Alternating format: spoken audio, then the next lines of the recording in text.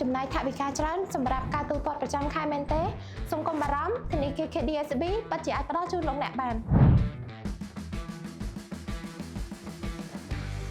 ជាមួយនឹងការផ្ដល់ជូនពិសេសជាច្រើនមានដូចជាលោកអ្នកអាចស្នើកម្ចីបានរហូតដល់25ឆ្នាំអត្រាការប្រាក់សមរម្យឯកសារតម្រូវងាយស្រួលការអនុម័តកម្ចីឆាប់រហ័សនិងបត់បែនតាមតម្រូវការ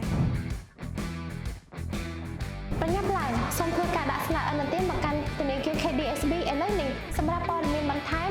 លោកអ្នកអាចទំនាក់ទំនងមកក្រុមការងាររបស់ KDSB តាមរយៈប្រព័ន្ធផ្សព្វផ្សាយសង្គមនានានៃទូរស័ព្ទឬជួបបែបផ្ទាល់ដើម្បីធ្វើការប្រឹក្សាយោបល់ពីឥណទានដែលឥតគិតថ្លៃ